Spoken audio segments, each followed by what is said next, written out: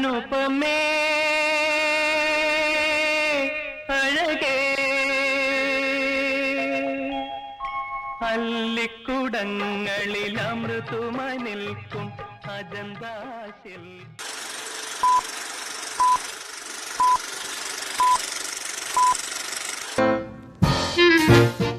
നമസ്കാരം.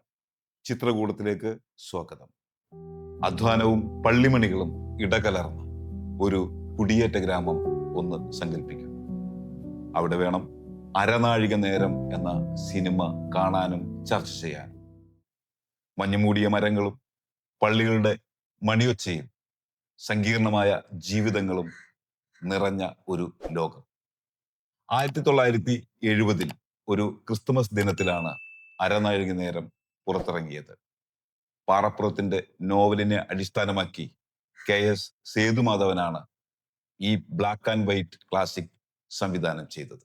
ഒരു വലിയ ക്രിസ്ത്യൻ കുടുംബത്തിന്റെ ജീവിതത്തിലൂടെ മനുഷ്യ ജീവിതത്തിന്റെ താൽക്കാലികതയെ അവതരിപ്പിക്കുന്നതാണ് ഈ സിനിമയുടെ പ്രമേയം. ഈ ചിത്രത്തിന്റെ കേന്ദ്രത്തിൽ കുഞ്ഞാനാച്ചൻ എന്ന കഥാപാത്രമാണ്. ആ കഥാപാത്രത്തെ അവതരിപ്പിച്ചിരിക്കുന്നത് കൊട്ടാരക്കര ശ്രീധരൻ നായരാണ്. 90-കൾ കഴിഞ്ഞ ദൈവഭയമുള്ള ഒരു കാരണം. അദ്ദേഹം കിടക്കയിലാകുമ്പോൾ ആ വീട് മക്കളെ കൊണ്ടും പേരക്കിടാങ്ങളെ കൊണ്ടും നിറയുന്നു. എന്നാൽ അവരുടെ മനസ്സിൽ സ്വാർത്ഥതയും അസൂയയും ധനലോഭവുമാണ് നിറഞ്ഞിരിക്കുന്നത്. കുഞ്ഞേനാച്ചന്റെ മനസ്സിൽ നിറയുന്നത് ഗഹനമായ പാപബോധമാണ്. സ്വന്തം മക്കളെ ബൈബിൾ വചനങ്ങൾ ഉദ്ധരിച്ച് ശാസിക്കുമ്പോൾ അദ്ദേഹം തൻ്റെ ജീവിതത്തിലേക്ക് തിരിഞ്ഞു നോക്കുമ്പോൾ വല്ലാതെ വേദനിക്കുന്നു.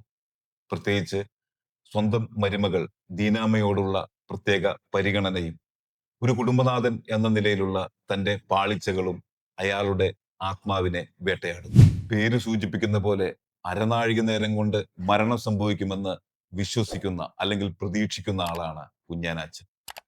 ഈ അവസാന നിമിഷത്തിൽ അദ്ദേഹം തിരിഞ്ഞു നോക്കുമ്പോൾ തൻ്റെ ജീവിതത്തിൽ അറിഞ്ഞോ അറിയാതെയോ സംഭവിച്ച ചെറിയ വീഴ്ചകൾ പോലും അദ്ദേഹത്തെ അലട്ടുന്നുണ്ട്. മരണത്തിന്റെ വക്കിലിരിക്കുമ്പോൾ കുഞ്ഞാനാച്ചൻ സ്വയം ചോദിക്കുന്നു, ഞാൻ ദൈവത്തോട് വിശ്വസ്തനായിരുന്നുവോ? സ്വന്തം മക്കളോട് സ്നേഹവും ക്ഷമയും കാരുണ്യവും കാണിച്ചിരുന്നുവോ? ഈ ആന്തരിക സംഘർഷവും പശ്ചാത്താപവുമാണ് കഥാപാത്രത്തിന് ആഴം നൽകുന്നത്. ക്രൈസ്തവ വിശ്വാസത്തിന്റെ ആകെത്തുകയായ പശ്ചാത്താപവും ദൈവകൃപയ്ക്കായുള്ള ദാഹവും ഈ കഥാപാത്രത്തിലൂടെ ഹൃദയസ്പർശിയായി അവതരിപ്പിക്കുന്നു. കുഞ്ഞേനാച്ചന്റെ പാപം ഏതെങ്കിലും ഒരു രഹസ്യ പ്രവൃത്തിയല്ല, മറിച്ച് മനുഷ്യനായി ജീവിക്കുക എന്നതിലെ സഹജമായ കുറവുകളെയും ദൈവത്തിന്റെ മുന്നിൽ നിൽക്കാൻ താൻ അയോഗ്യനാണെന്ന ഒരു മാനസികാവസ്ഥയുമാണ്. ഈ ലോകത്തോട് വിട പറയാൻ തയ്യാറെടുക്കുന്ന ഒരു മനുഷ്യൻ അനുഭവിക്കുന്ന നിസ്സഹായതയുടെയും നൈതികമായ പരിശുദ്ധിയുടെയും അടയാളമാണ് കുഞ്ഞേനാച്ചന്റെ പാപബോധം. കൊട്ടാരക്കര ശ്രീധരൻ നായർ സങ്കീർണമായ ഈ കഥാപാത്രത്തോട് കാണിച്ച സമർപ്പണം അസാധാരണമാണ്. ശരീരത്തിന്റെ ബലഹീനത, കണ്ണുകളിലെ ആഴമുള്ള ദുഃഖം, മൗനത്തിലെ വേദന, പ്രാർത്ഥനയിലെ ഭയം, എല്ലാം അദ്ദേഹം അതിസൂക്ഷ്മമായി പകർത്തി. മലയാള സിനിമയിലെ ഐതിഹാസികമായ സ്വരനിയന്ത്രണം, വോയിസ് മോഡുലേഷൻ കൊട്ടാരക്കര അതിഗംഭീരമായി ഈ സിനിമയിലും പ്രയോഗിക്കുന്നുണ്ട്. 1970 മികച്ച നടനുള്ള സംസ്ഥാന അവാർഡ് ഈ പ്രകടനത്തിന് ലഭിച്ചത് യാദൃച്ഛികമല്ല. സമയമാം രഥത്തിൽ നാം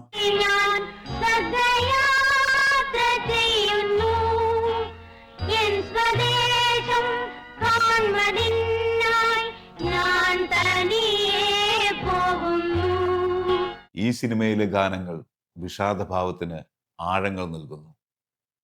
ജി ദേവരാജന്റെ സംഗീതവും വയലാറിന്റെ വരികളും എന്നും മനസ്സിൽ തങ്ങി നിൽക്കും. സമയമാം രഥത്തിൽ എന്ന ഗാനം പി ലീലയും മാധുരിയും ചേർന്നാണ് ആലപിച്ചത്. ജീവിതത്തിന്റെ നിരന്തരം കടന്നുപോകുന്ന സ്വഭാവത്തെ വിഷാദപൂർവം ഓർമ്മിപ്പിക്കുകയാണ് ഇവിടെ. യഥാർത്ഥത്തിൽ ഈ ഗാനം ഫാദർ വി നാഗേൽ എന്ന ജർമ്മൻ മിഷണറി രചിച്ചതാണ്. ചില മാറ്റങ്ങളോടെയാണ് ഈ ഗാനം സിനിമയിൽ ഉപയോഗിച്ചിരിക്കുന്നത്. പക്ഷേ ഈ ഗാനം സിനിമയ്ക്കപ്പുറം ഒരു സാമൂഹ്യ പ്രതിഭാസമായി മാറിയത് 1971 നടൻ സത്യൻ അന്തരിച്ചപ്പോൾ അദ്ദേഹത്തിന്റെ ശവസംസ്കാര ചടങ്ങിൽ ഈ ഗാനം ആലപിച്ചു. അന്നു മുതൽ മലയാളികൾക്ക് ഇത് ഒരു അന്ത്യകർമ്മ ഗാനമായി. ഇന്നും മലയാളത്തിലെ പ്രശസ്തമായ ഫ്യൂണറൽ ഗാനങ്ങളിലൊന്നാണ് ഈ ഗാനം. യേശുദാസ് പാടിയ അനുപമേ അഴകേ എന്ന ഗാനം അനുപമേ അഴകേ, അല്ലിക്കുടങ്ങളിൽ അമൃതുമായി നിൽക്കും. ഈ ഗാനത്തിന് ഒരു വിരഹഭാവമുണ്ട്. അല്ലിക്കുടങ്ങളിൽ അമൃതമായി നിൽക്കുന്ന അജന്താ ശില്പം ഏവരെയും മോഹിതരാണ്. ദൈവപുത്രന് വീതിയൊരുക്കുവാൻ ദൈവപുത്രന് വീഥിയൊരുക്കുവാൻ സ്നാപക യോഹന്നാൻ വന്നു. പി സുശീലയാണ് ഈ ഗാനം പാടിയത്. ഈ ഗാനങ്ങൾ ക്രൈസ്തവ ആത്മീയതയോടൊപ്പം ഒരു വിഷാദസ്വരം കൂട്ടിച്ചേർക്കുന്നു. അങ്ങനെ മനോഹരമായ വേദനയെ പൂർണ്ണമാക്കുന്നു. സ്വരങ്ങളെ, സപ്തസ്വരങ്ങളെ വിരിയൂ രാഗമായി എന്ന ഗാനം നമുക്ക് മറക്കാനാവില്ല. ഇന്ദീവരങ്ങൾ മയങ്ങുന്ന മനസ്സ് ഇന്നും നമ്മളെ പ്രണയാതുരരാക്കുന്നു. സിയോ ആന്റോയും ലതാ പി രാജുവും ചേർന്ന് ആലപിക്കുന്ന രസകരമായ ഒരു കുട്ടിപ്പാട്ടുണ്ടതിൽ. ചിപ്പി ചിപ്പി മുത്തു ചിപ്പി. ചിപ്പി ചിപ്പി മുത്തു ചിപ്പി, ചിപ്പിക്ക് മുക്കുവൻ വലവി. കെ സേതുമാധവൻ സംവിധായകൻ. ഗ്രാമീണ യാഥാർത്ഥ്യവും ആത്മീയ ധ്യാനവും സന്തുലനം ചെയ്ത് കടന്നു പോകുന്നു. ക്യാമറയുടെ ചലനം ജീവസുറ്റതാക്കുന്നു ഛായാഗ്രാഹകൻ മെല്ലി ഇറാനി. അക്കാലത്തെ മലയാള സിനിമയിലെ തിരക്കേറിയ എല്ലാ താരങ്ങളും ഈ സിനിമയിൽ അഭിനയിച്ചിട്ടുണ്ട്. സത്യൻ, നസീർ, ഉമ്മർ, ഷീല എന്നിവരെ കൂടാതെ മരുമകൾ കഥാപാത്രം ഗംഭീരമായി അവതരിപ്പിച്ചത് ലളിത പത്മിനി രാഗിണിമാരിലെ രാഗിണിയാണ്. അരനാഴിക നേരം വെറും ഒരു കുടുംബകഥയല്ല. വെറും അരനാഴിക നേരം മാത്രമുള്ള ജീവിതത്തിൽ നാം ദൈവത്തോടും മനുഷ്യനോടുമൊപ്പം എങ്ങനെ ജീവിക്കുന്നു എന്നതാണ് പ്രധാനമെന്ന് ഈ സിനിമ നമ്മെ ഓർമ്മിപ്പിക്കുന്നു. അരനാഴിക നേരം എന്ന സിനിമയും നോവലും ഒരേപോലെ ആത്മീയ ധ്യാനമാണ്. കുഞ്ഞേനാച്ചന്റെ പാപബോധം ഇന്നും നമ്മോട് ചോദിക്കുന്നു, നിന്റെ ജീവിതം ശരിയായ ദിശയിലാണോ? ഈ ക്ലാസിക് ചിത്രം നിങ്ങൾ കണ്ടിട്ടുണ്ടോ? കുഞ്ഞേനാച്ചന്റെ ഏത് രംഗമാണ് നിങ്ങളെ കൂടുതൽ സ്പർശിച്ചത്? കമന്റ് ചെയ്യും. എരലവയിൽ ചിത്രകൂടം വീണ്ടും. Like, share and subscribe.